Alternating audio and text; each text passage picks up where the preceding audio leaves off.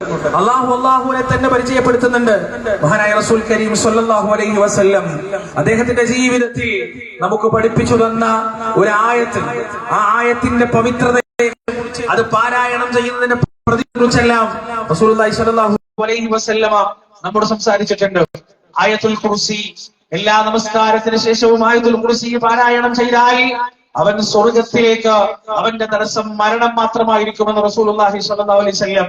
രാത്രി ഉറങ്ങാൻ കിടക്കുമ്പോ ആയത്തുൽ കുർസി പാരായണം ചെയ്താൽ പിശാചിന്റെ ഉപദ്രവം അവൻ ഉണ്ടാവുകയില്ല എന്ന് റസൂലുള്ളാഹി സ്വല്ലല്ലാഹു അലൈഹി വസല്ലം. എന്തുകൊണ്ടാണ് അത് പ്രിയപ്പെട്ടവരെ? ആ ആയത്തിൽ അള്ളാഹുവിനെ കുറിച്ചല്ലാതെ മറ്റൊന്നും ഒരു സംസാരവും ഇല്ല. ഒരു പടപ്പുകളെ കുറിച്ചോ വേറെന്തെങ്കിലും വിഷയങ്ങളെ കുറിച്ചുള്ള പ്രതിപാദ്യം ആയത്തിലില്ല. ഈ ഒരൊറ്റ ആയത്തൊരു തവണ ഓതി നോക്കിയാൽ ഈ പറയുന്ന വിശ്വാസ കുടിലതകൾ മുഴുവൻ തകർന്ന് തരിപ്പണമാകും. തീർച്ച ആയത്തിൽ അല്ലാഹു സുബ്ഹാനഹു വ തആല പറയുന്നത് എന്താണ്? ആ ആയത്ത് തുടങ്ങുന്നത് തന്നെ എങ്ങനെയാണ്? പരിശുദ്ധ ഖുർആനിൽ അപൂർവം ചില ആയത്തുകൾ മാത്രമാണ് അങ്ങനെ ആരംഭിക്കുന്നത്. അല്ലാഹ് എന്ന് പറഞ്ഞ് ആരംഭിക്കുന്ന ആയത്തുകൾ പരിശുദ്ധ ഖുർആനിൽ അപൂർവമാണ്. ആ ആയത്തുകൾ അല്ലാഹ് എന്ന് പറഞ്ഞ് അള്ളാഹുവിന്റെ ആരാണ് റബ്ബ്, അള്ളാഹുവിന്റെ കഴിവെന്തൊക്കെയാണ് എന്ന് വിശദീകരിക്കുകയാണ്. അതിന്റെ പുറത്ത് അള്ളാഹു പറയാൻ, അല്ലാഹു ലാ ഇലാഹ ഇല്ലാ ഹുവൽ ഹയ്യുൽ ഖയ്യൂം. അള്ളാഹു, അവനല്ലാതെ ആരാധ്യനില്ല. ഒന്നാമത്തെ സിഫത്തതാണ്, ഒന്നാമതായി പറയുന്ന സിഫത്തതാണ് ലാ ഇലാഹ ഇല്ലാഹു. അവനല്ലാതെ ആരാധനയില്ല കേട്ടോ, അവനല്ലാതെ ഇബാദത്ത് ചെയ്യാൻ പാടില്ല. എന്നിട്ട് തുടരുകയാണ്, വിശദീകരിക്കുകയാണ്, ലാ തഖുദുഹു സിനതുൻ വലാ നൗം. അവന് ഉറക്കമോ മയക്കമോ പിടികൂടുകയില്ല. എത്ര തന്നെ വലിയ വലിയ വലിയ നക്ഷത്രങ്ങളുടെ പ്രപഞ്ചങ്ങളുടെ സംരക്ഷണം ഏറ്റെടുത്തത് നടത്തിക്കൊണ്ടിരുന്നാലും അള്ളാഹുവിനെ സംബന്ധിച്ചിടത്തോളം അവന് മയക്കമോ തളർച്ചയോ തളർച്ചയോ ഉറക്കമോ പിടികൂടുകയില്ല. ലാ തഖുദുഹു സിനതുൻ വലാ നൗം ലഹു മാ ഫിസ് സമാവാതി വമാ ഫിൽ അർദ്. ആകാശഭൂമികൾക്കുള്ളതുകൾ, ആകാശഭൂമികളിലുള്ളതെല്ലാം അവന്റേത് മാത്രമാണ്, അവന്റെ അധീനതയിലുള്ളതാണ്, അവന്റെ ഉടമസ്ഥതയിലുള്ളതാണ്.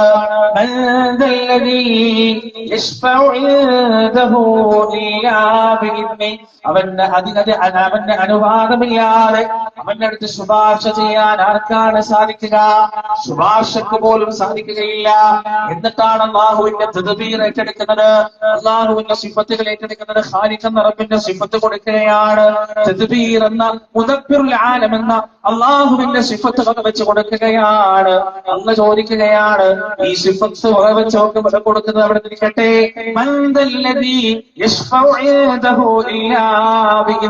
അവന്റെ രാജദർബാറിലേക്ക് അനുവാദമില്ലാതെ കടന്നു ചെന്ന് ശുപാർശ നടത്താൻ ആർക്കാണ് സാധിക്കുക?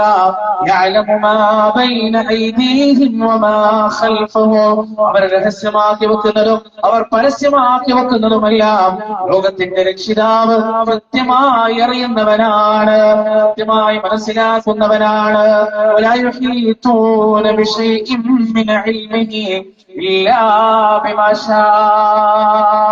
മനുഷ്യന്റെ അറിവെന്ന് പറയുന്നത് വളരെ വിരളമാണ്.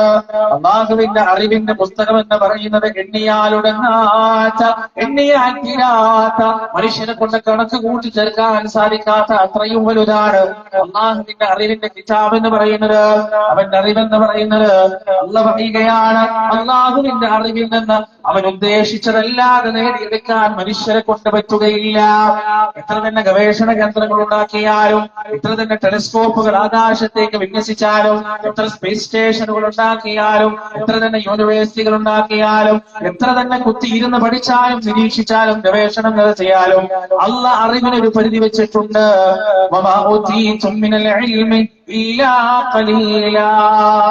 മനുഷ്യന് നൽകപ്പെട്ട അറിവ് വളരെ തുച്ഛം മാത്രമാണ്, വളരെ ലിമിറ്റഡ് ആണെന്ന് വിശുദ്ധ ഖുർആനിൽ അല്ലാഹു സുബ്ഹാനഹു വ തആല പറയുകയാണ്. പ്രിയപ്പെട്ടവരെ, ശാസ്ത്രം വളർന്നുകൊണ്ടിരിക്കുമ്പോ കൂടുതൽ കൂടുതൽ വ്യക്തതയിലേക്കല്ല വരുന്നത്, കൂടുതൽ കൂടുതൽ നിഗൂഢതയിലേക്കാണ് വരുന്നത്. പാർട്ടിക്കിളുകളെ കുറിച്ച്, ആറ്റത്തെ കുറിച്ച്, ഇലക്ട്രോണിനെ കുറിച്ചെല്ലാം ശാസ്ത്രം ഇങ്ങനെ പഠിച്ചുകൊണ്ടിരിക്കുമ്പോ നിഗൂഢതയിലേക്ക്, മിസ്റ്ററിയിലേക്കാണ് സയൻസ് ഇങ്ങനെ കൂപ്പുകുത്തിക്കൊണ്ടിരിക്കുന്നത്. അത് തന്നെയാണ് പഠിച്ചത് പറഞ്ഞത്, വളരെ തുച്ഛം മാത്രമേ അറിവ് നാം നിങ്ങൾക്ക് നൽകിയിട്ടുള്ളൂ. അല്ലാഹു ഉദ്ദേശിച്ചതിന് അപ്പുറത്തുള്ള അറിവ് നേടിയെടുക്കാൻ നിങ്ങൾക്ക് സാധ്യമല്ല.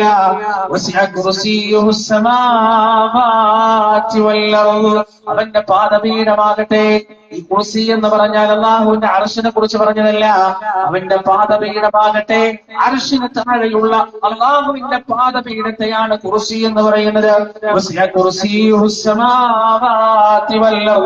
അവന്റെ കുർസിയാകട്ടെ, പാദപീഠമാകട്ടെ, ആകാശഭൂമികളെക്കാൾ വിസ്തൃതമാണ്.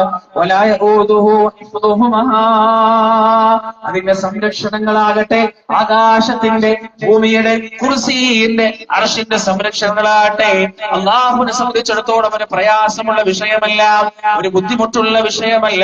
വഹുവൽ അലിയുൽ അസീം, അവനെല്ലാം അറിയുന്നവനും മഹോന്നതനുമാണെന്ന് പ്രിയപ്പെട്ടവരെ പടച്ചറബ് ആയത്തുൽ കുർസിയിലൂടെ നമുക്ക് പറഞ്ഞു തരികയാണ്. അല്ലാഹുവിനെ കുറിച്ച് ഇങ്ങനെ അവന്റെ സിഫത്തുകൾ മാത്രം പറയുന്നു, അവന്റെ സിഫത്തുകൾ മാത്രം സംസാരിക്കും. ഇതുകൊണ്ടാണ് ഈ ആയത്ത് നമ്മൾ ആലോചിച്ച് നോക്കും. നമ്മൾ നിസ്കാരത്തിന് ശേഷം ഈ ആയത്തുൽ കുർസി പാരായണം ചെയ്താൽ സ്വർഗത്തിനും അവന്റെ ഇടയിൽ മരണം മാത്രമേ തടസ്സമുള്ളൂ എന്ന് പറയുമ്പോ ആയത്തുൽ കുർസി കച്ചവടത്തെ കുറിച്ച് ഓർത്തിട്ടും, ജോലിയെ കുറിച്ച് ഓർത്തിട്ടും, വീട്ടിലെ പ്രശ്നങ്ങളെ കുറിച്ച് ഓർത്തിട്ടും, കുടുംബത്തെ കുറിച്ച് ഓർത്തിട്ടും ചെയ്യാനില്ല കഥല്ല പറഞ്ഞത്. മറിച്ച് ഈ ആയത്തുൽ കുർസിയിലൂടെ മനസ്സ് സഞ്ചരിച്ച് അള്ളാഹുവിന്റെ അളമത്തിനെ കുറിച്ചും, അവന്റെ ഖുദ്റത്തിനെ കുറിച്ചും, അവന്റെ വലുപ്പത്തെ കുറിച്ചും, അവന്റെ മഹാത്മത്തെ കുറിച്ചും ആലോചിച്ച് മനസ്സിലാക്കി ഇത് ചെല്ലുമ്പോ ഒരു മനുഷ്യന്റെ ജീവിതത്തിൽ 5 തവണയാണ് അവൻ ഒരു ദിവസം അവന് പാരായണം ചെയ്യുന്നെങ്കിൽ അടിമുടി അവന്റെ ജീവിതത്തിന് മാറ്റണ്ടാവും. അതുകൊണ്ടാ പറഞ്ഞത് മരണവും മാത്രമേ അവനും സ്വർഗത്തിനും ഇടയിൽ തടസ്സമുള്ളൂ. നമ്മുടെ നിസ്കാരത്തിന്റെ അവസ്ഥ എന്താ പ്രിയപ്പെട്ടത്? അള്ളാഹുവിനെ തസ്ബീഹ് ചെയ്യുമ്പോ നമ്മൾ ഓർക്കുന്ന സുബ്ഹാനല്ലാഹ് എന്ന് പറയുമ്പോ ആ സുബ്ഹാനല്ലാഹ് വലിയ അർത്ഥവും ആഴവും ഉണ്ടാകുന്നുണ്ട്. സുബ്ഹാനല്ലാഹ് സുബ്ഹാനല്ലാഹ് സുബ്ഹാനല്ലാഹ് സുബ്ഹാനല്ലാഹ് ശരി പോകേണ്ടതല്ലോ. അൽഹംദുലില്ലാ എന്ന് പറയുമ്പോ റബ്ബേ, ഞാൻ കാണുന്നതും കേൾക്കുന്നതും ഇരിക്കുന്നതും നടക്കുന്നതും കുടിക്കുന്നതും തിന്നുന്നതും പറയുന്നതും എല്ലാം എല്ലാം എല്ലാം എന്റെ ഔദാര്യം കൊണ്ട് മാത്രമാണ്. എനിക്ക് എന്റെ കണ്ണ് ഞാൻ അപേക്ഷ തന്നിട്ട് നീ നൽകിയതല്ല. എന്റെ കരളും കിഡ്നിയും കൽവും കാലും കൈയും അപേക്ഷ തന്നിട്ട് നൽകിയതല്ല. ഇതെല്ലാം പ്രവർത്തിച്ചു കൊണ്ടിരിക്കുന്നു. എന്റെ ഹൃദയം സദാസമയം മുടിച്ചുകൊണ്ടിരിക്കുന്നു. എന്റെ ഞരമ്പുകളിലൂടെ രക്തം സദാസമയം ഓടിക്കൊണ്ടിരിക്കുന്നു. എന്റെ അവയവങ്ങൾ, എന്റെ ശരീരത്തിലെ വേസ്റ്റുകൾ എന്റെ കിഡ്നി ശുദ്ധീകരിച്ചു കൊണ്ടിരിക്കുന്നു. എന്റെ ശരീരത്തിലെ അതിസങ്കീർണമായ പ്രവർത്തനങ്ങളെല്ലാം എന്റെ കരൾ നടത്തിക്കൊണ്ടിരിക്കുന്നു. ഒരാൾക്കും വിശദീകരിച്ചു തീർക്കാൻ കഴിയാത്ത അത്രയും സങ്കീർണമായ ജോലികൾ എന്റെ തലച്ചോറ്, അത്യത്ഭുതകരമായ റബ്ബിന്റെ സംവിധാനം എന്റെ തലച്ചോറ് ചെയ്തുകൊണ്ടിരിക്കുന്നു, നിർവഹിച്ചുകൊണ്ടിരിക്കുന്നു. അല്ലാഹ്, ഇതൊന്നും ഞാൻ നിന്നോട് അപേക്ഷിച്ചിട്ട് തന്നതല്ല. ഇതെല്ലാം നിന്റെ ഔദാര്യമാണ്. ശ്വസിക്കുന്ന വായു നിന്റെ ഔദാര്യമാണ്. ഞരമ്പ് നനക്കുന്ന വെള്ളം നിന്റെ ഔദാര്യമാണ്. സിരകളിലൂടെ ഓടുന്ന ഊർജം നൽകുന്ന ഭക്ഷണം നിന്റെ ഔദാര്യമാണ്. ഇട്ടിരിക്കുന്ന വസ്ത്രം നിന്റെ ഔദാര്യമാണ്. ഇതൊക്കെ ചിന്തിച്ചിട്ട് ആ ചിന്തയിൽ നിന്ന് വരുന്ന ഒരു വൈകാരികതയുടെ നെടുവീർപ്പാണ് ആകണം അൽഹംദുലില്ലാഹ് എന്നത്. മനസ്സിലാറുണ്ടോ? ആകാശങ്ങളെ കുറിച്ചും, ഭൂമിയെ കുറിച്ചും, തമോഗർത്തങ്ങളെ കുറിച്ചും, നക്ഷത്രങ്ങളെ കുറിച്ചും, പ്രപഞ്ചങ്ങളെ കുറിച്ചും, പ്രപഞ്ച സംവിധാനങ്ങളെ കുറിച്ചും, അള്ളാഹു ഒരുക്കിയ അത്യത്ഭുതകരമായ സൃഷ്ടിപ്പിന്റെ വലുപ്പത്തെ കുറിച്ചും ഞാൻ ചിന്തിച്ച് അത്ഭുതം കൂടിയിട്ട് പറയേണ്ട ആ അത്ഭുതത്തിന്റെ പാരമ്യത്തിൽ നിന്ന് നിർക്കളിക്കേണ്ട വൈകാരികതയാണ് അല്ലാഹു അക്ബർ എന്നുള്ളത്. ഉണ്ടോ നമുക്ക് ആ വൈകാരികത? ഇതൊന്നും ഇല്ലാത്തതുകൊണ്ടാണ് ഉമ്മത്തിന്റെ വിശ്വാസത്തിലേക്ക് ജീർണതകൾ വീണ്ടും വീണ്ടും കടന്നു വന്നുകൊണ്ടേയിരിക്കുന്നത്. ഇതൊന്നും ഇല്ലാത്തതിന്റെ പ്രശ്നമാണ്. പ്രിയപ്പെട്ടവരെ, പരിശുദ്ധ ഖുർആനിലൂടെ നമ്മൾ വീണ്ടും സഞ്ചരിക്കുമ്പോ എത്ര കാര്യങ്ങളാണ് അല്ലാഹു അവനെ കുറിച്ച് തന്നെ നമുക്ക് പറഞ്ഞു തരുന്നത്. പരിശുദ്ധ ഖുർആനിൽ സൂറത്തുൽ ബഖറയിൽ തന്നെ നമുക്ക് കാണാം. അല്ലാഹു പറയാൻ, ഇന്ന ഫീ ഖൽഖിസ് സമാവാതി വൽ അർദി, നിശ്ചയം ആകാശഭൂമികളുടെ സൃഷ്ടിപ്പിൽ, ആകാശം 1 എണ്ണമാണ്, ഭൂമിയും 1 എണ്ണമാണ്. അല്ലദീ ഖലഖ സബഅ സമാവാതി വമിനൽ അർദി മിസ്ലഹുൻ, യതനസ്സലുൽ അംറു ബൈനഹുൻ 7 ഭൂമികളുണ്ടെന്ന് അല്ലാഹു പറയുന്നു. എവിടെയാണ് 7 ഭൂമികൾ? പ്രിയപ്പെട്ടവരെ, കുറച്ചു നാൾ മുമ്പ് വരെ പരിശുദ്ധ ഖുർആനിന്റെ ഈ വചനത്തെ കഴിഞ്ഞ നൂറ്റാണ്ടുകളിൽ വരെ വിമർശകർ കളിയാക്കിയ ആയത്താണിതെന്നാൽ ഇന്ന് എക്സ്ട്രാ ടെറസ്ട്രിയൽ ലൈഫിനെ അന്വേഷിച്ചുകൊണ്ടിരിക്കുകയാണ്. നാസയടക്കമുള്ള ലോകത്തിന്റെ ബഹിരാകാശ ഗവേഷണ കേന്ദ്രങ്ങൾ മുഴുവൻ അടുത്ത ഗ്രഹങ്ങളിലോ അല്ലെങ്കിൽ അടുത്ത ഗാലക്സികളിലോ ജീവന്റെ സാന്നിധ്യമുണ്ടോ എന്ന് അന്വേഷിച്ചുകൊണ്ടിരിക്കുകയാണ്. അല്ലാഹു പറയുന്ന ജീവന്റെ സാന്നിധ്യമുണ്ട്. ഈ പ്രപഞ്ചത്തിൽ നിങ്ങൾ ഒറ്റക്കില്ല. നിങ്ങളുടെ ഭൂമി പോലെയുള്ള 7ഓളം ഭൂമികൾ ഈ മഹാപ്രപഞ്ചത്തിൽ ഞാൻ സംവിധാനിച്ചിട്ടുണ്ട് എന്ന് അല്ലാഹു പറയുന്നു. ആകാശഭൂമികളുടെ പടപ്പിലും മാനമിങ്ങനെ കറുക്കുന്നതിലും വെളുക്കുന്നതിലും വീണ്ടും വെളുക്കുന്നതിലും കറുക്കുന്നതിലുമെല്ലാം വലിയ അത്ഭുതവും ദൃഷ്ടാന്തവുമുണ്ട്. എന്നിട്ട് അല്ലാഹു കുറെ പ്രാപഞ്ചിക സത്യങ്ങളിലേക്ക് വിരൽ ചൂണ്ടുകയാണ്.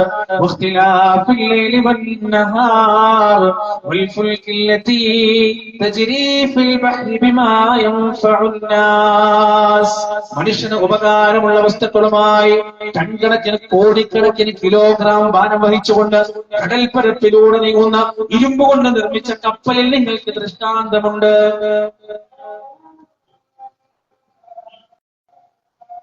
ഇതെല്ലാം ഉണ്ടെങ്കിലും ഈ വസ്തുതകളെല്ലാം ഒരു ഭാഗത്ത് നിൽക്കെ ജനങ്ങളിൽ ചില ആളുകളുണ്ട്, ജനങ്ങളിൽ ചില മനുഷ്യരുണ്ട്.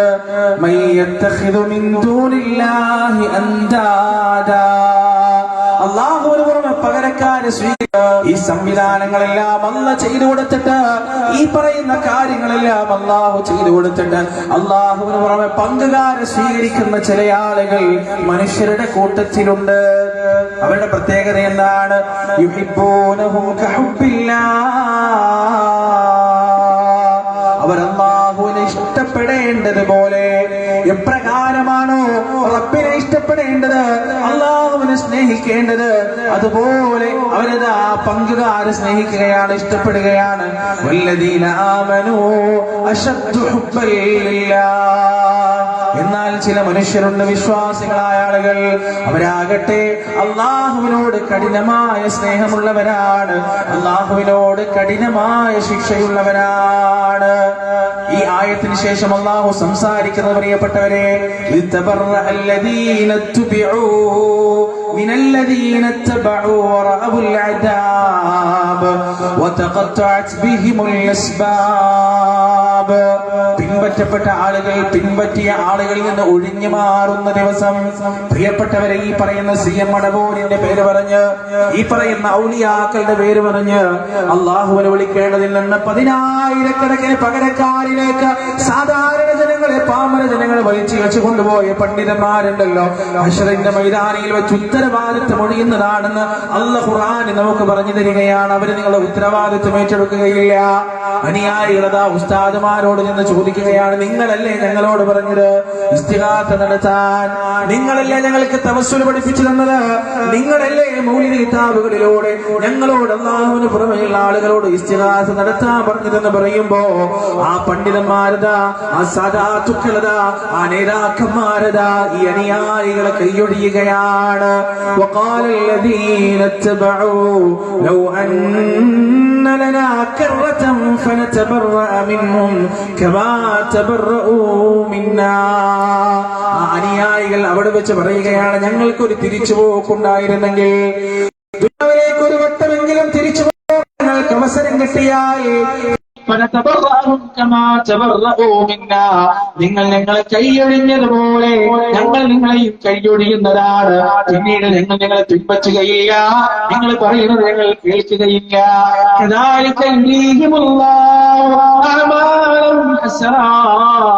ചിഹ്നലെയും അപ്രകാരം അവരുടെ പ്രവർത്തനങ്ങളെ നഷ്ടമായി കൊണ്ട് പഠിച്ചത് അവർക്ക് കാണിച്ചു കൊടുക്കുന്നതാണ്. എത്ര അധ്വാനങ്ങളാണ് പ്രിയപ്പെട്ടവരെ. അല്ലദീന ضل سعيهم في الحياة الدنيا وهم يحسبون أنهم يحسنون صنعا. പ്രവർത്തനങ്ങൾ പ്രവർത്തിക്കുമ്പോൾ അവർ വിചാരിച്ചു നിങ്ങൾ പ്രവർത്തിക്കുന്നത് നന്മയാണെന്ന്. എന്നാൽ പരലോകത്ത് അത് തിന്മയായി തിന്മയുടെ തുലാസിലേക്ക് വെക്കപ്പെടുമ്പോ പ്രവർത്തിച്ച പ്രവർത്തനങ്ങൾ മുഴുവൻ നഷ്ടപ്പെട്ട പണിയെടുത്തവരായി തളർന്നു പോയവരായി അവർ താങ്കൾക്ക് കാണാം നബിയെ എന്ന് പരിശുദ്ധ ഖുർആനിൽ അല്ലാഹു സുബ്ഹാനഹു വ തആല പറയുകയാണ്. പ്രിയപ്പെട്ടവരെ, പാതിരാവോളം ഇരുന്നുകൊണ്ട് മംഗൂസ് മൗലൂദ് ചൊല്ലുകയാണ്.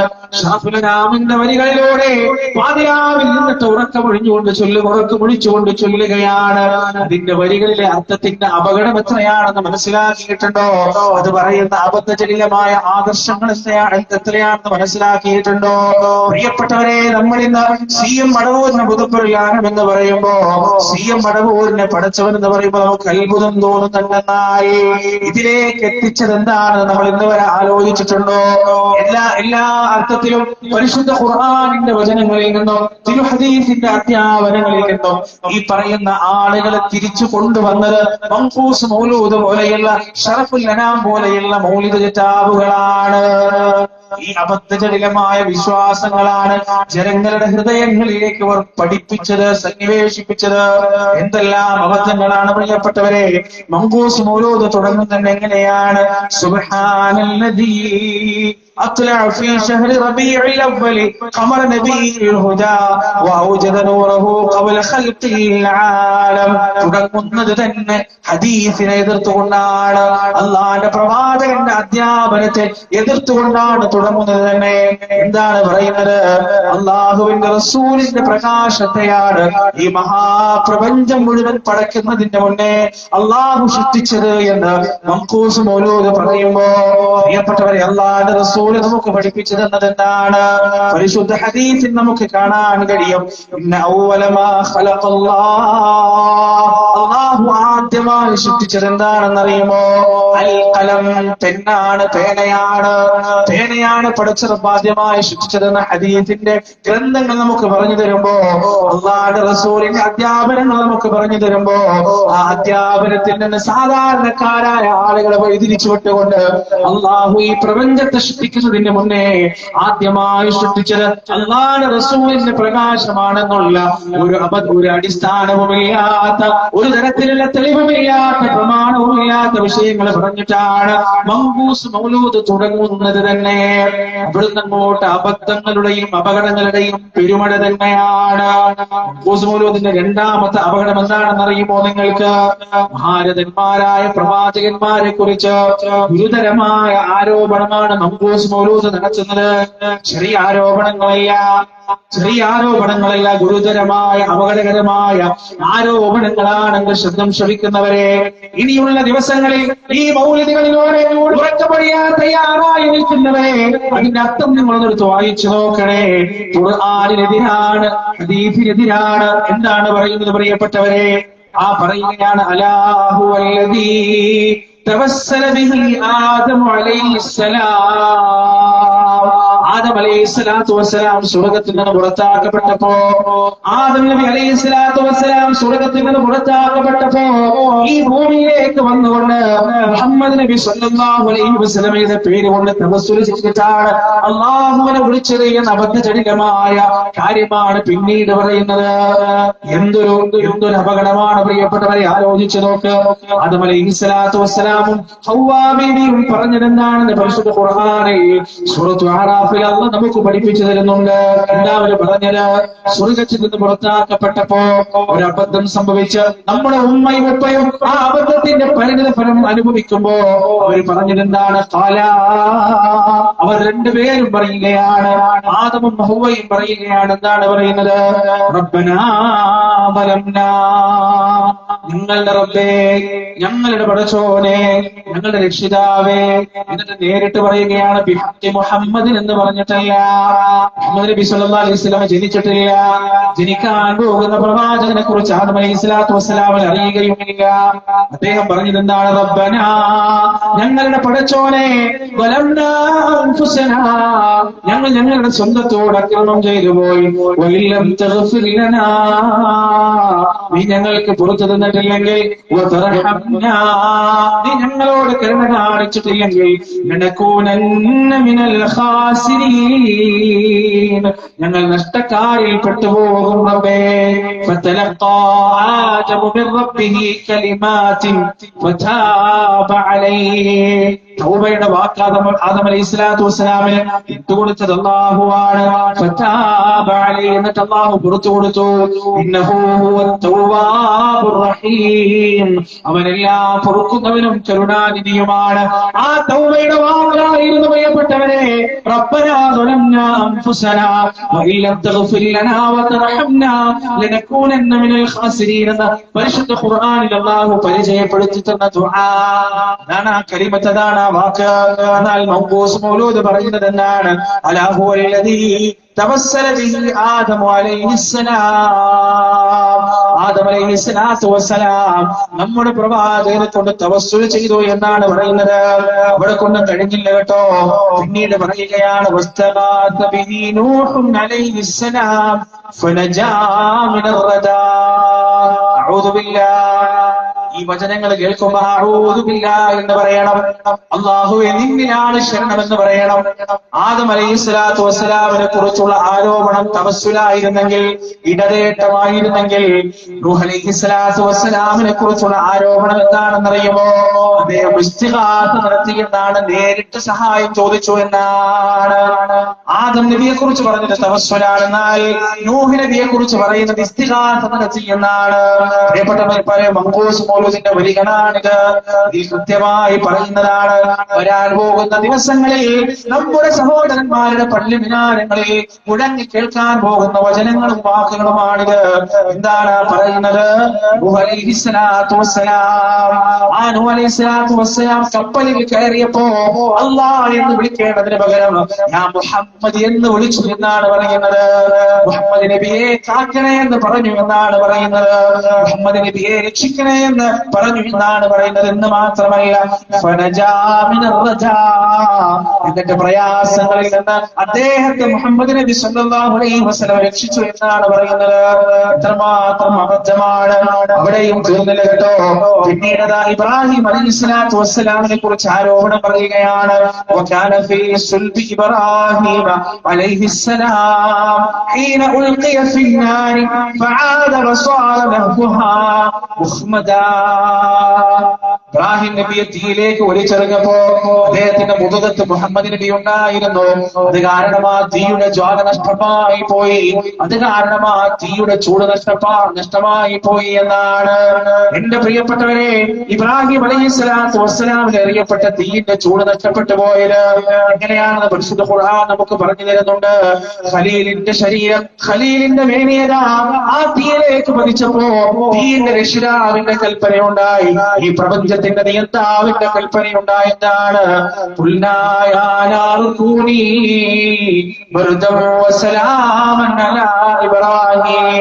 അല്ലയോ തീയെ, ചൂടെന്ന ധർമ്മം നിനക്ക് ഞാനാണ് നൽകിയത്, അതുകൊണ്ട് എന്റെ ഖലീലിന്റെ രോമത്തെ പോലും കരിച്ചു കളയരുതേ.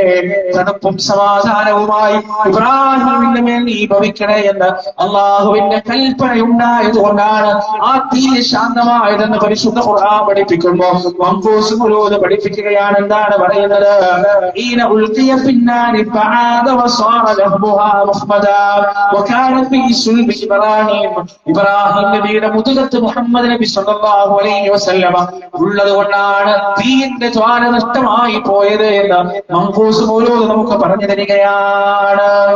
ആലോചിച്ചോളൂ പ്രിയപ്പെട്ടവരെ, ആദം അലൈഹിസ്സലാത്തു വസ്സലാമിനെ കുറിച്ചുള്ള ആരോപണം, നൂഹ് നബി അലൈഹിസ്സലാത്തു വസ്സലാമിനെ കുറിച്ചുള്ള ആരോപണം, ഇബ്രാഹിം അലൈഹിസ്സലാത്തു വസ്സലാമിനെ കുറിച്ചുള്ള ഗുരുതരമായ ആരോപണം, ഇത്തരത്തിലുള്ള ആരോപണങ്ങളാൽ സമ്പന്നമാണ് മുഴങ്ങി കേട്ടുകൊണ്ടിരിക്കുന്ന മങ്കൂസ് മൗലൂദിന്റെ വരികൾ എന്ന് നാം അറിയേണ്ടതുണ്ട്. ഇതൊക്കെ എത്ര കാലം കൊണ്ട് ഈ നാട്ടിൽ ചിലത്. ഇപ്പൊ നമുക്ക് മടവൂരാണ് പടച്ചോടെന്ന് പറയുമ്പോൾ അത്ഭുതം തോന്നുന്നുണ്ടല്ലേ?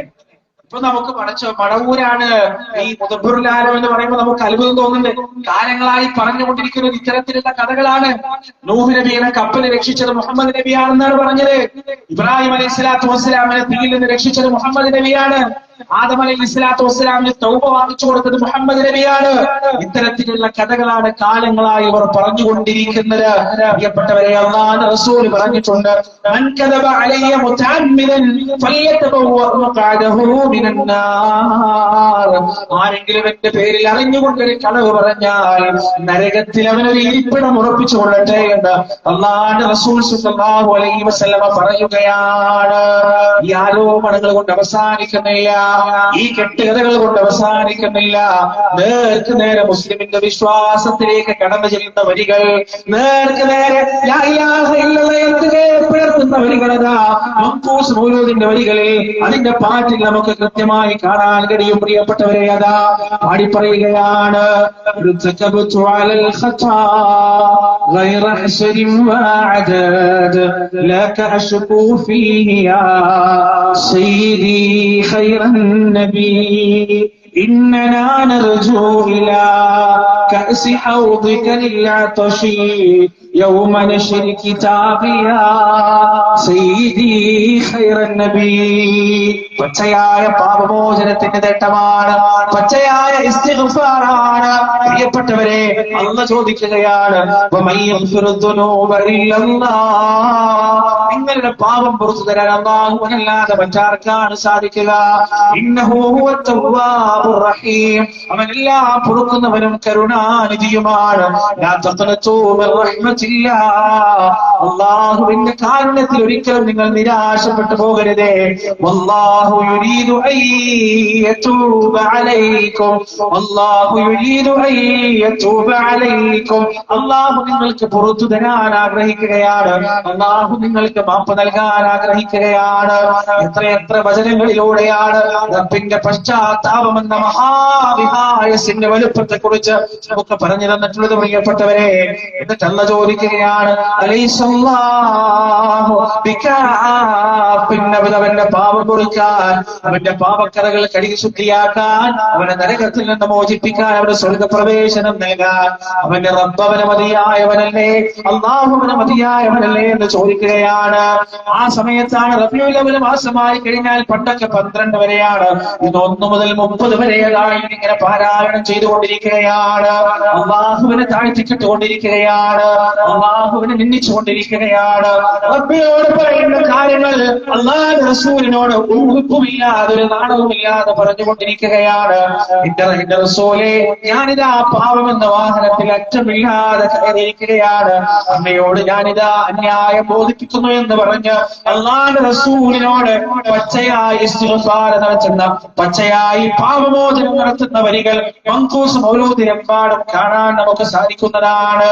അവിടെയും അവസാനിച്ചിട്ട് പ്രിയപ്പെട്ടവരെ, അവിടെയും തീർന്നില്ല കേട്ടോ അപകടം. വീണ്ടും അപകടം, വീണ്ടുമുള്ള അപകടം എന്താണ്? നമ്മളൊക്കെ സ്വർഗപ്രവേശനം ആഗ്രഹിക്കുന്നവരാണ്. ആരാണ് സ്വർഗം നൽകുന്നവൻ? നമ്മളൊക്കെ നരകമോചനത്തിന് ആഗ്രഹിക്കുന്നവരാണ്. ആരാണ് നരകമോചനം നൽകുന്നവൻ? ആരാണ് നരകത്തിൽ നിന്ന് മോചിപ്പിക്കുന്നവൻ? മഖ്ബൂസ് മൗലൂദ് പറയുകയാണ്, യാ റബ്ബി സ്വല്ലി അലൻ നബി മുഹമ്മദി മുൻജിൽ ഖലായിഖി മിൻ ജഹന്നമ ഫീ ഗദീ. കേൾക്കാൻ ഇമ്പമുള്ള വരികളാണ്, കേൾക്കാൻ രസമുള്ള വരികളാണെന്നായി ചില പുഷ്പങ്ങളെ കുറിച്ച് പറയാറുണ്ട്. ആമസോൺ കാടുകൾക്കുള്ളിലുള്ള ചില പൂവുകളെ കുറിച്ച് പറയാറുണ്ട്. അതിന്റെ ഗന്ധം ശ്വസിച്ചു കഴിഞ്ഞാൽ അതിനടുത്തേക്ക് പോകാനുള്ള വല്ലാത്തൊരാഗ്രഹം ഉണ്ടാകുമെന്നാണ്. അത് കണ്ടു കഴിഞ്ഞാൽ അതിനെ ഒന്ന് പോയി പുലികാനുള്ള ആഗ്രഹം ഉണ്ടാകുമെന്നാണ്. എന്നാൽ അത് സദാസമയവും വമിച്ചുകൊണ്ടിരിക്കുന്നത് മാരകമായ വിഷമാണ്. ആ വിഷം ശ്വസിച്ചു കഴിഞ്ഞാൽ, ആ വിഷം ശരീരത്തിലേക്ക് തട്ടിക്കഴിഞ്ഞാൽ മനുഷ്യരാ നിമിഷം മരിച്ചു പോകുന്നതാണ്. അതുപോലെ തന്നെയാണ് ഈ വരികൾ. പ്രിയപ്പെട്ടവരെ, ദൂരെ നിന്ന് ഇങ്ങനെ കേൾക്കുമ്പോൾ എന്ത് രസമാണ്, എത്ര ഇമ്പമാർന്ന വരികളാണെന്നാൽ ആ വരികളിൽ അടങ്ങിയിരിക്കുന്ന അപകടകരമായ ആശയവും ആദർശവും എന്താണ് ഈ പറഞ്ഞുകൊണ്ടിരിക്കുന്നത്?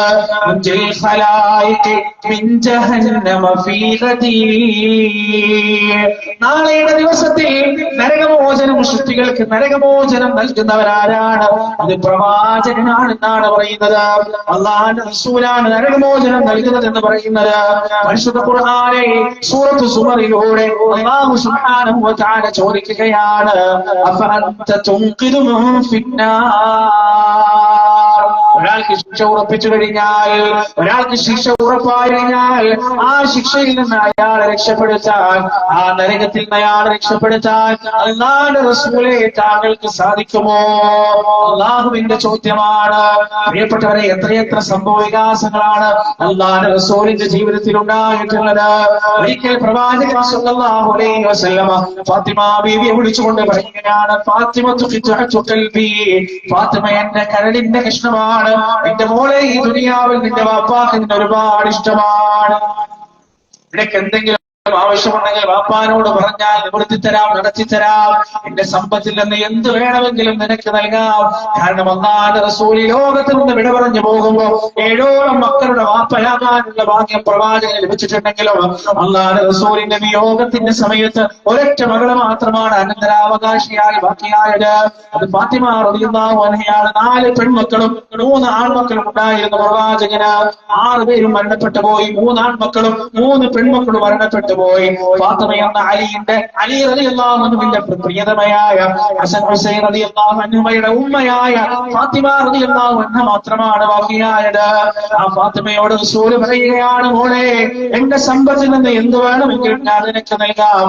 എന്നാൽ കഴിയുന്ന എന്ത് വേണമെങ്കിലും ഈ ദുനിയാവിൽ ഞാൻ നിനക്ക് ചെയ്തു തരാം. എന്നാൽ പരലോകത്ത് നിന്നെ തുണക്കാൻ ഈ വാപ്പാക്ക് പറ്റൂല കേട്ടോ. നരകത്തിൽ നിന്ന് നിന്നെ രക്ഷിക്കാൻ ഈ വാപ്പാക്ക് പറ്റൂല കേട്ടോ.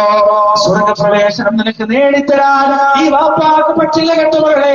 അതുകൊണ്ട് നാളേക്ക് വേണ്ടിയുള്ള സമ്പാദ്യം ഇവിടെ നിന്ന് തന്നെ നീ ഉണ്ടാക്കി വെക്കണമെന്ന് അല്ലാഹുവിന്റെ റസൂൽ സല്ലല്ലാഹു അലൈഹി വസല്ലം സ്വന്തം മകളോട് പറയുകയാണ്. മാത്രമല്ലല്ലോ പ്രിയപ്പെട്ടവരെ, അല്ലാഹുവിന്റെ റസൂൽ ജനിക്കുന്നതിന് മുന്നേ വാപ്പ മരണപ്പെട്ടു പോയി. 6ാമത്തെ വയസ്സിൽ ഉമ്മ മരണപ്പെട്ടു പോയി. 8ാമത്തെ വയസ്സിൽ ഉപ്പാപ്പ മരണപ്പെട്ടു പോയി. അവിടുന്ന് താങ്ങും തണലുമായി ആ പിന്നീടുള്ള കാലം നുബുവത്തിന്റെ കാലഘട്ടം വരെ നുബുവത്ത് കഴിഞ്ഞ് പിന്നീടും അല്പകാലഘട്ടവും അല്ലാഹുവിന്റെ റസൂലിന് സംരക്ഷണമായത് പ്രവാചകന്റെ ഉമ്മ, പ്രവാചകന്റെ വാപ്പ, പ്രവാചകന്റെ വല്യാപ്പ, പ്രവാചകന്റെ എടാപ്പ, ഉപ്പുപ്പയില്ലാമായി വർത്തിച്ചത് അബൂ താലിബ് എന്ന് പറയുന്ന മനുഷ്യനാണ്. അദ്ദേഹത്തെ കുറിച്ച് പറയുന്നത് മുഹമ്മദ് നബി സല്ലല്ലാഹു അലൈഹി വസല്ലമ വീട്ടിലേക്ക് തിരിച്ചു വരാതെ അബൂ താലിബ് ഭക്ഷണം കഴിക്കുമായിരുന്നില്ല. എത്രത്തോളം അല്ലാഹുവിന്റെ റസൂലിനെ സ്നേഹിച്ചിരുന്ന, അല്ലാഹുവിന്റെ റസൂലിന്റെ ഗുണകാംക്ഷിയായ, ഇസ്ലാം സ്വീകരിക്കാതിരുന്നിട്ടും ഹാഷിം കുടുംബത്തെ അബൂ താലിബിൽ വർഷങ്ങൾ പട്ടിണി കിട്ടപ്പോ ആ പട്ടിണി സഹിക്കാൻ തയ്യാറായ അബൂ താലിബ് മരിക്കാൻ കിടക്കുമ്പോ അബൂ താലിബിന്റെ തലയുടെ ഭാഗത്തിരുന്നു കൊണ്ട് അല്ലാഹുവിന്റെ റസൂൽ പറഞ്ഞതെന്താണ്? യാ അമ്മി ഖുൽ ലാ ഇലാഹ ഇല്ലല്ലാഹ്. എന്റെ പ്രിയപ്പെട്ട എളാപ്പ, നിങ്ങൾ ഒരു വട്ടമെങ്കിലും ലാ ഇലാഹ ഇല്ലല്ലാഹ് പറയണേ. ഒരൊറ്റ വട്ടമെങ്കിലും നിങ്ങൾ ലാ ഇലാഹ ഇല്ലല്ലാഹ് പറയണേ. കാരണം നിങ്ങൾ ഒരു തവണയെങ്കിലും ലാ ഇലാഹ ഇല്ലല്ലാഹ് പറഞ്ഞാൽ മാത്രമേ റബ്ബിന്റെ മുന്നിലേക്ക് സംസാരിക്കാൻ കഴിയുകയുള്ളൂ. അല്ലാഹുവിനോട് നിങ്ങൾക്ക് വേണ്ടി ശുപാർശ നടത്താൻ കഴിയുകയുള്ളൂ. അല്ലാത്ത പക്ഷം എനിക്ക് നിങ്ങൾക്ക് വേണ്ടി സംസാരിക്കാൻ കഴിയില്ല. ആരായി പറയുന്നത്? അല്ലാഹുവിന്റെ റസൂലാണ് പറയുന്നത്. പ്രിയപ്പെട്ടവരെ, അബൂ താലിബ് ലാ ഇലാഹ ഇല്ലല്ലാഹ് ചൊല്ലാതെ മരിക്കുകയാണ്. ഹൃദയം നുറുങ്ങുന്ന വേദനയുമായി വലിയ പർവ്വതം തലയിലെടുത്തു വെച്ച ഉച്ചഭാരവുമായി പ്രവാചകൻ ആ വീട്ടിൽ നിറങ്ങി പുറത്തേക്ക് നടക്കുമ്പോ പ്രവാചകന്റെ ഹൃദയത്തിന്റെ വേദനയുടെ തീവ്രത അറിയുന്ന ലോകത്തിന്റെ രക്ഷിതാവ് പരിശുദ്ധ ഖുർആനിന്റെ ആയത്തിലൂടെ നബിയോട് സംസാരിക്കുകയാണ്. എന്താണെന്ന് പറയുന്നത്? ഇന്നക ലാ തഹ്ദീ മൻ അഹ്ബബ്ത വലാകിന്നല്ലാഹ യഹ്ദീ മൻ യശാ. ഹിദായത്ത് എന്ന ഭാഗ്യം റസൂലേ അങ്ങയുടെ ഇഷ്ടത്തിനനുസരിച്ചല്ല, മറിച്ച് എന്റെ ഇഷ്ടത്തിനനുസരിച്ചാണ്. അങ്ങ് ഇഷ്ടപ്പെടുന്ന ആളുകൾക്കല്ല ഹിദായത്ത് ലഭിക്കുക, ഞാൻ ഉദ്ദേശിക്കുന്ന ആളുകൾക്ക് മാത്രമേ ഹിദായത്ത് ലഭിക്കുകയുള്ളൂ എന്ന് അല്ലാഹു സുബ്ഹാനഹു വ തആല മുഹമ്മദ് നബി സല്ലല്ലാഹു അലൈഹി വസല്ലമയോട് പറഞ്ഞു കൊടുക്കുകയാണ്. വേറെയും ആയത്തിൽ നമുക്ക് കാണാം, അല്ലാഹു പറയുകയാണ്, ഖുൽ നബിയേ പറയുക, നബിയോട് പറയാൻ കൽപ്പിക്കുകയാണ്, ഖുൽ നബിയേ പറയുക, ലാ അംലികു ലിനഫ്സി നഫഅൻ വലാ ദർറൻ ഇല്ലാ മാ ഷാ അല്ലാഹ്. വല്ലാത്തൊരു വചനമാണ്. എന്താണ് പറയാൻ പറയുന്നത്? ലാ അംലികു ലിനഫ്സി, എന്റെ സ്വന്തത്തിന് പോലും ചെയ്യാൻ എനിക്ക് സാധിക്കുകയില്ല. നഫഅൻ വലാ ദർറ, ഒരു ഉപകാരമോ ഉപദ്രവമോ എനിക്ക് തന്നെ ചെയ്യാൻ സാധ്യമല്ല. അല്ലാഹു റസൂൽ സ്വന്തം സ്വന്തത്തെ പോലും നരകത്തിൽ നിന്ന് മോചിപ്പിക്കാൻ കഴിയില്ല. സ്വന്തം ഇഷ്ടപ്രകാരം സ്വർഗത്തിലേക്ക് കയറാൻ കഴിയില്ല. സ്വന്തം ഇഷ്ടപ്രകാരം ഒരു നന്മയും തിന്മയും ചെയ്യാൻ കഴിയില്ല. ഇല്ലാ മാഷാ അല്ലാഹു ഉദ്ദേശിച്ചാലല്ലാതെ. ഇത്ര വ്യക്തമായിട്ടാണ് പരിശുദ്ധ ഖുർആൻ പറയുന്നത്. ഈ പ്രവാചകനെ കുറിച്ചാണ് എന്ന് പറയുന്നത്. ശക്തികളെ മുഴുവൻ നരകത്തിൽ നിന്ന് മോചിപ്പിക്കുന്നത് പ്രവാചകനാണെന്ന അബദ്ധജടിലമായ വാദം ഉന്നയിക്കുന്നത് ഈ പ്രവാചകനെ കുറിച്ചാണ്. പ്രിയപ്പെട്ടവരെ, ഇന്ന് വെള്ളിയാഴ്ചയാണല്ലോ. വെള്ളിയാഴ്ച ദിവസം നാം പരിശുദ്ധ ഖുർആൻ സൂറത്തുൽ കഹ്ഫ് പാരായണം ചെയ്യാറുണ്ട്. സൂറത്തുൽ കഹ്ഫിന്റെ അവസാനത്തെ ആയത്ത്, ആ കഹ്ഫ് എന്ന സൂറത്ത് അവസാനിക്കുന്ന ആയത്ത് നിങ്ങൾ പരിശോധിച്ചിട്ടുണ്ടോ, ശ്രദ്ധിച്ചിട്ടുണ്ടോ? അത് തുടങ്ങുന്നത് കുൽ എന്ന് പറഞ്ഞിട്ടാണ്. ആ കുൽ എന്താണ്? പരിശുദ്ധ ഖുർആൻ കുൽ എന്ന് പറയുന്നത് കേട്ടാൽ അവിടെ നിന്ന് മനസ്സിലാക്കുക, അല്ലാഹുവിന്റെ റസൂലിനോടുള്ള കൽപ്പനയാണത്. അല്ലാഹുവിന്റെ റസൂലിനോട് വളരെ പ്രധാനപ്പെട്ട എന്തോ എന്ന് പറയാൻ അല്ലാഹു കൽപ്പിക്കുകയാണ്. എവിടെ കുല്ല് കണ്ടാൽ നിങ്ങൾ മനസ്സിലാക്കണം. അല്ലാഹു പറയുകയാണ്, ഖുൽ നബിയെ പറയുക. എന്താണ് പറയാൻ പോകുന്നത്? ഇന്നമാ, നിശ്ചയം, തീർച്ചയായും ഒരു കാര്യം, അസന്നിഗ്ധമായ ഒരു കാര്യം, മാറ്റം വരാത്തൊരു കാര്യം, പ്രധാനപ്പെട്ട ഒരു കാര്യം പറയാൻ പോകുകയാണ്. എന്താണ് പറയുന്നത്? അനബശറും മിസ്ലുക്കും, ഞാൻ നിങ്ങളെപ്പോലൊരു മനുഷ്യനാണ്. എനിക്ക് വിശക്കാറുണ്ട്, എനിക്ക് ദാഹിക്കാറുണ്ട്, എനിക്ക് സങ്കടം വരാറുണ്ട്, എനിക്ക് സന്തോഷം വരാറുണ്ട്, എനിക്ക് രോഗം വരാറുണ്ട്, എനിക്ക് ആരോഗ്യമുണ്ടാകാറുണ്ട്, എനിക്ക് ദാരിദ്ര്യമുണ്ടാകാറുണ്ട്, എന്റെ ജീവിതത്തിൽ സൗഖ്യങ്ങളുണ്ട്, എനിക്ക് വൈകാരികതകളുണ്ട്, എനിക്ക് വിചാരങ്ങളുണ്ട്, എനിക്ക് ഉറക്കുണ്ട്. നിങ്ങൾക്കുള്ള എല്ലാ വിചാരങ്ങളും എനിക്കുണ്ട്. ഞാൻ നിങ്ങളെപ്പോലെ പടക്കപ്പെട്ടവനാണ്. ഭക്ഷണമില്ലാതെ ജീവിക്കാൻ എനിക്ക് കഴിയില്ല, വെള്ളമില്ലാതെ ജീവിക്കാൻ എനിക്ക് കഴിയില്ല.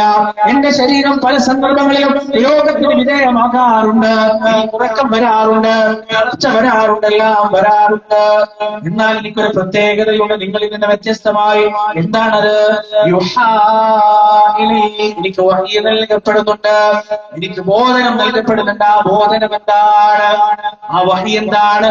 അന്നമാ ഇലാഹുക്കും ഇലാഹു വാഹിദ, നിങ്ങൾക്കൊരൊറ്റ ഇലാഹ് മാത്രമേ ഉള്ളൂ, ഞാൻ പോലും ഇലാഹല്ല. ആ കാര്യമാണ് പ്രഖ്യാപിക്കാൻ പറയുന്നത്. വലാ യുശ്രിക് ഫീഹി അഹദാ, റബ്ബിൽ ഒരാളെയും പങ്കു ചേർക്കാൻ പാടില്ല. പ്രിയപ്പെട്ടവരെ, ഈ തൗഹീദിന് വിരുദ്ധമാണ് മഖ്ബൂസ് മൗലൂദിലെ ഓരോ വരികളും. ഞാൻ പറയട്ടെ, ഈ മഖ്ബൂസ് മൗലൂദ് പോലെയുള്ള ശറഫുൽ അനാം പോലെയുള്ള വരികളാണ് ഈ ഉമ്മത്തിനെ ഈ രീതിയിലുള്ള വിശ്വാസ ചാബല്യത്തിലേക്ക് എത്തിച്ചത്. ഇന്നലകളിൽ അല്ലാഹുവിന്റെ റസൂലിനെ കുറിച്ച് പറഞ്ഞു, ഇല്ലാ കഥകൾ പറഞ്ഞു. ഇന്നലകളിൽ മൊയ്‌ദീൻ ശൈഖിനെ കുറിച്ച് ഇല്ലാ കഥകൾ പറഞ്ഞു. ആ കഥകൾ കേട്ടുപഠിച്ച ഉസ്താദുമാരുടെ, ആ കഥകൾ പറഞ്ഞ ഉസ്താദുമാരുടെ ശിഷ്യന്മാർ തന്നെ അതിനേക്കാൾ വലിയ കഥകൾ പറയാൻ തുടങ്ങി. അവർക്ക് പോലും നിയന്ത്രിക്കാൻ കഴിയാതായി. പ്രിയപ്പെട്ടവരെ, അല്ലാഹുവിന്റെ റസൂലിനെ നമ്മൾ സ്നേഹിക്കേണ്ടതിന് യാതൊരു സംശയവുമില്ല. കാരണം നമുക്ക് വേണ്ടി എത്രത്തോളം വേദനിച്ചൊരു മഹാനായ സൃഷ്ടിയാണ് അല്ലാഹുവിന്റെ റസൂൽ എന്ന് പറയുന്നത്. പരിശുദ്ധ ഖുർആനിലെ സൂറത്തുൽ കഹ്ഫിന്റെ 6-ാമത്തെ ആയത്തിൽ അത് പറയുകയാണ്, ഫലഅല്ലക ബാഖിഉൻ നഫ്സക അലാ ആതാരിഹിം ലം യുഅ്മിനൂ ബിഹാദൽ ഹദീസ് യസ്ഫാ. അവരങ്ങളുടെ ഈ വൃത്താന്തം വിശ്വസിച്ചില്ല എന്ന കാരണത്താൽ സങ്കടം വന്നിട്ട് അങ്ങിപ്പോ മരിച്ചു പോകുമല്ലോ നബിയെ. അള്ളാഹുവിന്റെ ചോദ്യമാണ്, ഈ വൃത്താന്തത്തിൽ വിശ്വസിക്കുന്നില്ല എന്ന കാരണത്താൽ, വിശ്വസിച്ചിട്ടില്ലെങ്കിൽ പ്രവാചകൻ എന്തെങ്കിലും നഷ്ടമുണ്ടോ? ഇല്ല. ഫദക്കിർ ഇന്നമാ അൻത മുദക്കിർ, നീ മുന്നറിയിപ്പ് നൽകുക, നീ മുന്നറിയിപ്പ് നൽകുന്നവൻ മാത്രമാണ്. ആരും വിശ്വസിച്ചിട്ടില്ലെങ്കിലും പ്രവാചകൻ ഒരു കുഴപ്പം വരാനില്ല, ഒരു കോട്ടം വരാനില്ല. പക്ഷേ വിശ്വസിക്കാത്ത ഈ മനുഷ്യർ പോകുന്നത് നരകത്തിലേക്കാണ്. തന്റെ ഉമ്മത്തിനോടുള്ള സ്നേഹമാണ് പ്രിയപ്പെട്ടവരെ ആ പ്രവാചകനെ വേദനിപ്പിച്ചതും പ്രയാസപ്പെടുത്തിയതും. അല്ലാഹുവിന്റെ റസൂൽ പറയുകയാണ്, എല്ലാ പ്രവാചകന്മാർക്കും ഒരു പ്രാർത്ഥനയുണ്ട്, ഒരു ഇജാബത്ത് നൽകപ്പെടുന്ന ഒരു ദുആയുണ്ട്. അത് ചോദിച്ചാൽ ആ പടി അത് നൽകപ്പെടും. എനിക്കുമുണ്ടായിരുന്നു ആ പ്രാർത്ഥന. ഞാൻ എന്റെ മരണം വരെ അത് പ്രാർത്ഥിക്കുകയില്ല. ഞാൻ ആ പ്രാർത്ഥന ഉപയോഗപ്പെടുത്തിയിട്ടില്ല. ഞാൻ എന്റെ പ്രാർത്ഥന മാറ്റിവെക്കുകയാണ്. എവിടേക്കാണെന്നറിയുമോ? നാളെ മഹ്ശറാ മൈതാനിൽ വിചാരണക്ക് വരാതെ, വിചാരണക്കെടുക്കാതെ എന്റെ ഉമ്മത്തെ കഷ്ടപ്പെടുമ്പോ, എന്റെ ഉമ്മത്തിന് വേണ്ടി ഞാൻ ആ പ്രാർത്ഥന മാറ്റി വെക്കുകയാണ്. അല്ലാഹുവിന്റെ റസൂലിന്റെ ജീവിതത്തിൽ എന്തൊക്കെ പ്രയാസങ്ങൾ ഉണ്ടായിട്ടുണ്ട്. ഭാര്യ മരണപ്പെട്ടിട്ടുണ്ട്, മക്കൾ മരണപ്പെട്ടിട്ടുണ്ട്, എത്രയോ പ്രയാസകരമായ 70ഓളം എന്റെ പ്രിയപ്പെട്ട അനുയായികൾ കൊല്ലപ്പെട്ടിട്ടുണ്ട്. എന്റെ പ്രിയപ്പെട്ട യലാപ്പ ഹംസത്ത് ബിൻ അബ്ദുൽ മുത്തലിബിന്റെ ശരീരത്തെ കീറി മുറിക്കപ്പെട്ടിട്ടുണ്ട്. എന്തെല്ലാം പ്രയാസങ്ങൾ. പക്ഷേ ആ സമയത്തൊന്നും പ്രവാചകൻ ആ പ്രാർത്ഥന ഉപയോഗപ്പെടുത്തിയിട്ടില്ല. എന്തിനു വേണ്ടിയാണെന്നറിയുമോ? ആ ഹശ്റിന്റെ മൈതാനിയിൽ തന്റെ ഉമ്മത്ത് പ്രയാസപ്പെടുമ്പോ ഉമ്മത്തിന് വേണ്ടി നൽകാനുള്ള പ്രാർത്ഥനയെ അത് മാറ്റിവെച്ചിരിക്കുകയാണ്. മാത്രമല്ല പ്രിയപ്പെട്ടവരെ, സകല പ്രവാചകന്മാരുടെ അവസരത്തിൽ സിറാത്ത് പാലം കടന്നു പോകുമ്പോ ആ സിറാത്ത് പാലത്തിന്റെ ഉപ്പുറത്ത് നിന്നുകൊണ്ട് തന്റെ ഉമ്മത്തിന് വേണ്ടി പ്രാർത്ഥിക്കും പ്രവാചകൻ എന്ന ഹദീസ് ഗ്രന്ഥങ്ങൾ നമുക്ക് പഠിപ്പിച്ചു തരുന്നു. യാ റബ്ബി സല്ലിം സല്ലിം, അല്ലാഹുവേ നീ എളുപ്പമാക്കി കൊടുക്കണേ, എളുപ്പമാക്കി കൊടുക്കണേ എന്ന് തന്റെ ഉമ്മത്തിന് വേണ്ടി പ്രവാചകൻ പ്രാർത്ഥിക്കുമെന്ന് അല്ലാഹുവിന്റെ റസൂൽ നമുക്ക് പഠിപ്പിച്ചു തരികയാണ്. ഇത്രമാത്രം നമ്മെ സ്നേഹിക്കുന്ന, ഇത്രമാത്രം നമ്മുടെ കാര്യത്തിൽ വേവലാതിപ്പെടുന്ന ലഖദ് ജാഅകും റസൂലുൻ മിൻ അൻഫുസികും അസീസുൻ അലൈഹി മാ അനിത്തും ഹരീസുൻ അലൈക്കും ബിൽ മുഅ്മിനീന റഊഫുർ റഹീം. നിങ്ങളുടെ കാര്യത്തിൽ വല്ലാത്ത ജാഗ്രതയുള്ള, നിങ്ങളോട് അലിവുള്ള കരുണയുള്ള ഒരു പ്രവാചകൻ നിങ്ങളിൽ നിങ്ങൾ തന്നെ വന്നിരിക്കുകയാണ്. അല്ലാഹുവിന്റെ റസൂലിന്റെ പല നടപടികളും പ്രിയപ്പെട്ടവരെ, നബി സല്ലല്ലാഹു അലൈഹി വസല്ലം തറാവീഹ് നമസ്കരിക്കാൻ തുടങ്ങുകയാണ്. അല്ലാഹുവിന്റെ റസൂലിന്റെ പിന്നിലുള്ള ആൾക്കൂട്ടം ഇങ്ങനെ കൂടിക്കൊണ്ടിരിക്കുകയാണ്. 3-4 ദിവസം നിസ്കരിച്ചിട്ട് റസൂൽ ആ നമസ്കാരം നിർത്തിക്കളയുകയാണ്. അനുയായികൾ ചോദിക്കുകയാണ്, എന്ത് പറ്റി നബിയേ? അല്ലാഹുവിന്റെ റസൂൽ മറുപടി പറയുകയാണ്, ഞാൻ ഭയപ്പെടുന്നു. ഞാൻ ഈ നമസ്കാരം പതിവാക്കിയാൽ ആ നമസ്കാരം നിങ്ങൾക്ക് ഫർളാക്കപ്പെടുമോ എന്ന് ഞാൻ ഭയപ്പെടുകയാണ്. അത്രത്തോളം ഉമ്മത്തിന്റെ വിഷയത്തിൽ അവർക്കൊരു ബുദ്ധിമുട്ടുണ്ടാകരുത്. ഫർളാക്കപ്പെട്ട് കഴിഞ്ഞാൽ പിന്നെ അത് ഒഴിവാക്കി കഴിഞ്ഞാൽ കുറ്റമാണ്, ശിക്ഷയാണ്. ആ ശിക്ഷയിലേക്ക് തന്റെ ഉമ്മത്ത് വലിച്ചേക്കപ്പെടരുത് എന്ന് നിർബന്ധ ബുദ്ധിയുള്ള പ്രവാചകനായി നമ്മുടെ നേതാവ്. പ്രിയപ്പെട്ടവരെ, നമുക്കറിയാലോ മെഹറാജിന്റെ രാവിൽ 50 വക്ത് നിസ്കാരവും കൊടുത്തിട്ട് പ്രവാചകനെ അല്ലാഹു ഭൂമിയിലേക്ക് പറഞ്ഞയക്കുകയാണ്. 6ാമത്തെ ആകാശത്ത് വെച്ച് മൂസാ അലൈഹിസ്സലാത്തു വസ്സലാം പറഞ്ഞു കൊടുക്കുകയാണ്, മുഹമ്മദേ, അങ്ങയുടെ ഉമ്മത്തിനെ നിർവഹിക്കാൻ കഴിയില്ല. തിരിച്ചു പോകുന്നു 45 ആകുന്നു, വീണ്ടും തിരിച്ചു പോകുന്നു. 9 വട്ടമാണ് 7ാമത്തെ ആകാശത്തിലേക്ക് അല്ലാഹുവിന്റെ റസൂല് ആരോപണം നടത്തുന്നത്. എന്തിനു വേണ്ടിയാണ്? നമ്മുടെ വിഷയം ഓർത്തിട്ടാണ്, നമ്മുടെ കഷ്ടപ്പാട് ഓർത്തിട്ടാണ്. അവസാനം ഈ ലോകത്ത് നിന്ന് വിട പറഞ്ഞു പോകുമ്പോ ശരീരം മുഴുവൻ, ഞരമ്പ് മുഴുവൻ വലിഞ്ഞു ഉറങ്ങുന്ന വേദനയുമായി, മരണവേദനയുമായി മല്ലിടുന്ന സമയത്ത് പോലും ഉമ്മത്തിയ എന്റെ സമുദായമേ, എന്റെ സമുദായമേ എന്ന് പറഞ്ഞ് വേവലാതിപ്പെട്ട ആ പ്രവാചകനെ എങ്ങനെയാണ് നമുക്ക് സ്നേഹിക്കാതിരിക്കാൻ കഴിയുക? പ്രിയപ്പെട്ടവരെ, ആ പ്രവാചകനോട് നമ്മുടെ ഹൃദയത്തിൽ എങ്ങനെയാണ് സ്നേഹമില്ലാതിരിക്കുക? ആ പ്രവാചകന്റെ മധു പറയേണ്ടതുണ്ട്. പറഞ്ഞാൽ തീരാത്ത അത്രയും മധു പ്രവാചകനുണ്ട്. ഇല്ലാത്തത് പറയേണ്ടതില്ല, കളവ് പാടി പറയേണ്ടതില്ല. ഉള്ളത് തന്നെ പറഞ്ഞാൽ 10,000 ദിവസം പറയാനുള്ള മധു ആ പ്രവാചകനുണ്ട്. പരിശുദ്ധ ഖുർആനിലുണ്ട്, ഹദീസിലുണ്ട്. ശരിയായ അത്തരങ്ങളിലും ഗ്രന്ഥങ്ങളിലും ചരിത്രങ്ങളിലുമെല്ലാം അല്ലാഹുവിന്റെ റസൂലിന്റെ കൃത്യമായ മധുകളുണ്ട്. എന്നാൽ ആ മധു പാടുന്ന കൃത്യമായ പരിധി പ്രവാചകൻ സല്ലല്ലാഹു അലൈഹി വസല്ലം നിശ്ചയിച്ചു വെച്ചിട്ടുണ്ട്. ഏതാണ് ആ പരിധി എന്നറിയോ പ്രിയപ്പെട്ടവരെ? ഒരു കല്യാണ വീട്ടിൽ വെച്ച് 2 പെൺകുട്ടികൾ പാട്ട് പാടുകയാണ്. പാടുന്നത് റസൂലിന്റെ മദ്ഹാണ്. പ്രവാചകൻ തടഞ്ഞില്ല, പ്രവാചകന് മൗനാനുവാദം നൽകി. അങ്ങനെ പാടിക്കൊണ്ടിരിക്കുമ്പോ അങ്ങനെ മുന്നോട്ട് പോയിക്കൊണ്ടിരിക്കുമ്പോ ആ പെൺകുട്ടികൾ ഒരു വരിയിലേക്ക് എത്തുകയാണ്. ഞങ്ങളൊരു പ്രവാചകനുണ്ട്, നാളെ നടക്കാൻ പോകുന്നത് എന്താണെന്ന് അറിയുന്ന പ്രവാചകനാണെന്ന് പറഞ്ഞപ്പോ റസൂൽ അവിടെ നിർത്താൻ പറയുകയാണ്, തിരുത്തുകയാണ്. മക്കളെ, അവിടെ അവസാനിക്കേണ്ടതുണ്ട്. നാളെ നടക്കാൻ പോകുന്നത് പടച്ചറപ്പല്ലാണ്, മറ്റാരും അറിയില്ല എന്ന് പറഞ്ഞ് ഇല്ലാത്ത മതത്തിന്റെ പേരിൽ പറയുമ്പോ റസൂലുള്ളാഹി സ്വല്ലല്ലാഹു അലൈഹി വസല്ലം അത് തടയുകയാണ്. കാരണം അത് തിന്മയാണ്, നന്മയല്ല. ഇല്ലാത്ത മതം റസൂലിന്റെ പേരിൽ പറയുന്നത് തിന്മയാണ്, നന്മയല്ല. മുഹമ്മദ് നബിയുടെ മകൻ ഇബ്രാഹിം മരിച്ചപ്പോ സൂര്യഗ്രഹണമുണ്ടായി. ജനങ്ങളെ പ്രവാചകരോടുള്ള സ്നേഹം കൊണ്ട് പറഞ്ഞു, ഇതാ നബിയുടെ മകൻ മരിച്ചപ്പോ സൂര്യന് പോലും ഗ്രഹണം സംഭവിച്ചു. പ്രവാചകൻ മൗനാനുവാദം നൽകിയില്ല. നബി സല്ലല്ലാഹു അലൈഹി വസല്ലം എന്താണ് ചെയ്തത്? മിമ്പറിലെ കൂടിക്കയറിക്കൊണ്ട് ജനങ്ങളെ അഭിമുഖീകരിച്ചുകൊണ്ട് പറയുകയാണ്, യാ അയ്യുഹന്നാസ്, അല്ലയോ ജനങ്ങളെ, ഇന്ന ശംസ വൽ ഖമറ ആയതൈനി മിൻ ആയാതില്ലാഹ്. നിശ്ചയം സൂര്യനും ചന്ദ്രനും അല്ലാഹുവിന്റെ ദൃഷ്ടാന്തങ്ങളിൽപ്പെട്ട രണ്ട് ദൃഷ്ടാന്തങ്ങളാണ്. ഏതെങ്കിലും ഒരു വ്യക്തിയുടെ ജനനമോ മരണമോ ആ സൂര്യചന്ദ്രാദികളുടെ ഗ്രഹണങ്ങൾക്കോ ഉദയങ്ങൾക്കോ അസ്തമയങ്ങൾക്കോ ഒന്നും കാരണമാവുകയില്ല.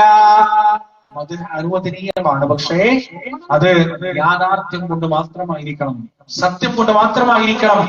ഹദീസിലോ ഖുർആനിലോ കൃത്യമായ യാത്രകളിലോ ഒന്നുമില്ലാത്ത ഇത്തരം കള്ളക്കഥകൾ, അടിസ്ഥാനമില്ലാത്ത കഥകൾ കൊണ്ട് റസൂലുള്ളാഹി സ്വല്ലല്ലാഹു അലൈഹി വസല്ലമയുടെ മദ്ഹ് പാടുമ്പോൾ എന്റെ പ്രിയപ്പെട്ടവരെ ഉറപ്പിക്കപ്പെടുന്ന സ്വർഗത്തിലുള്ള സീറ്റല്ല, നരകത്തിലുള്ള സീറ്റാണ്. അവന്റെ ഇരിപ്പിടം അവൻ നരകത്തിൽ ഉറപ്പിച്ചു കൊള്ളട്ടെ എന്നാണ്. അതുകൊണ്ട് റസൂലിനെ നമുക്ക് സ്നേഹിക്കാം. എങ്ങനെ? നബി സല്ലല്ലാഹു അലൈഹി വസല്ലം പഠിപ്പിച്ചു തന്നതുപോലെ, പ്രവാചകന്റെ മദ്ഹ് നമുക്ക് പറയാം. എങ്ങനെ? ആ പ്രവാചകൻ നമുക്ക് പറഞ്ഞു തന്നതുപോലെ, ജീവിച്ച് കാണിച്ചു തന്നതുപോലെ മഹാന്മാരെയും ഒക്കെ നമുക്ക് ബഹുമാനിക്കാം. പക്ഷേ ഒരാളെയും അള്ളാഹുവിന്റെ സിഫത്തിലേക്കോ അള്ളാഹുവിന്റെ സ്ഥാനത്തേക്കോ അതിന്റെ അടുത്തേക്കോ എത്തിക്കുന്ന ഒരവസ്ഥ ഒരിക്കലും നമ്മുടെ ജീവിതത്തിൽ ഉണ്ടാവരുത്. നമ്മുടെ പടച്ചവൻ അള്ളാഹു മാത്രമാണ്, മുദബ്ബിറുൽ ആലം പടച്ചുറപ്പ് മാത്രമാണ്. അള്ളാഹു അല്ലാതെ നിയന്താവുമില്ല, അള്ളാഹു അല്ലാതെ സൃഷ്ടാവുമില്ല, അള്ളാഹു അല്ലാതെ കൈകാര്യത്താവുമില്ല. നിന്ന് മാത്രമാണ് എന്ന വിശ്വാസം മുറുകെ പിടിക്കുക.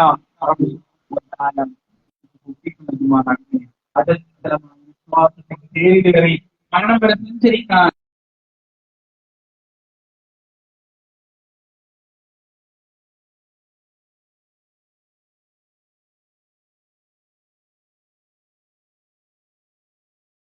എന്നത് ഹൃദയം കൊണ്ടും നാവ് കൊണ്ടും ഉച്ചസ്ഥിരം പ്രഖ്യാപിക്കാൻ ربنا آتنا في الدنيا حسنة وفي الآخرة حسنة وقنا عذاب النار. ربنا تقبل منا إنك أنت السميع العليم وتب علينا إنك أنت التواب الرحيم. وآخر دعوانا أن الحمد لله رب العالمين والسلام عليكم ورحمة الله.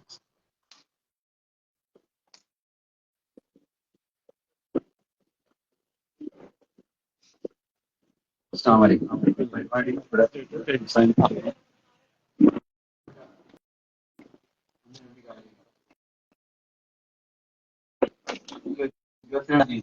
വൈകുന്നേരം 5 മണി